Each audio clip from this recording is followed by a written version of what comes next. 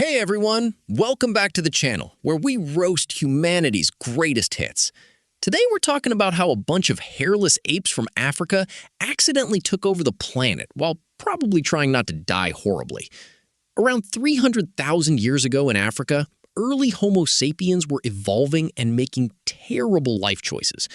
Then, roughly 70,000 to 60,000 years ago, a small suicidal group decided, screw this savanna, and wandered out. No passports, no snacks, just some rocks and the delusion they could survive anywhere.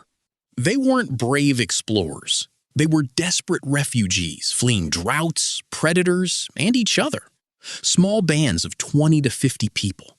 Tight-knit hunter-gatherer crews who shared everything because hoarding meant everyone starved.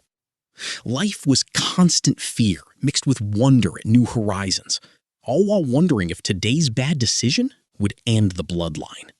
These geniuses hugged the coasts because getting lost in the desert sounded like a quick way to become bleached bones.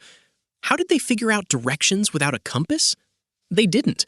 Compasses were still 60,000 years in the future. They navigated by staring at the sun, stars, landmarks, animal migrations, and ocean currents, basically playing depressed astronomer every night and praying the sky didn't lie. By 40,000 years ago, they'd reached Europe, meeting Neanderthals. Things got messy with some interbreeding, science speak for getting freaky. But the real fun? Brutal winters hitting -20 to -30 Celsius, scarce fuel, saber-toothed nightmares, and diseases they'd never seen before. Small groups meant low genetic diversity, so one bad infection could wipe everyone out. Yet they adapted with tailored fur clothes, bone-fueled shelters, and pure spite. They absolutely had language. Complex spoken communication was already wired into their brains by the time they left Africa, probably 135,000 years ago or earlier. No grunts and pointing.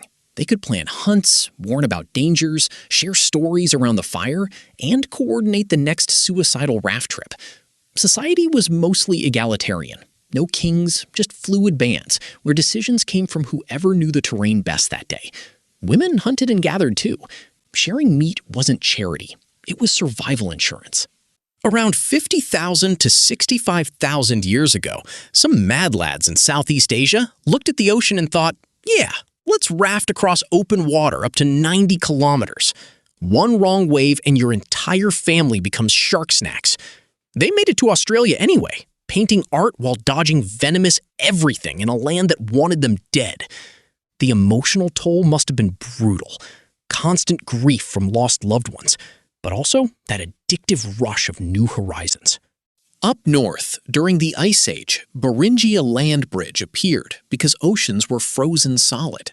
Around 20,000 to 15,000 years ago, humans crossed it or hugged the Pacific coast in boats, following the Kelp Highway like the world's most determined delivery drivers. Once in the Americas, they speed ran south, hunting mastodons while dodging ice sheets and unfamiliar predators. Again, no fancy tech, just sky navigation and group coordination through language. Challenges piled on. Starvation when herds moved, brutal terrain, isolation that could break even the toughest minds. Their emotional world? Full human range.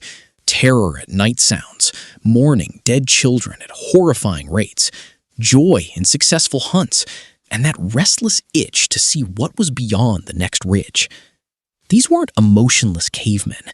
They had the same brains as us, feeling every loss and triumph deeply while pushing forward. Imagine the sheer exhaustion of walking thousands of miles with kids and elders carrying everything you owned, while everything tried to kill you. Climate swings opened green corridors, then slammed them shut. Predators, injuries with no medicine, and the psychological grind of never knowing if tomorrow's water source existed. Yet their small, cooperative societies, built on storytelling, shared knowledge, and relentless adaptability, let them endure. This story comes from fossils, tools dated by radiocarbon, ancient DNA showing migration waves and interbreeding, plus climate and sea level records. Major sources include research from the Natural History Museum, National Geographic, and peer-reviewed papers in Nature and Science.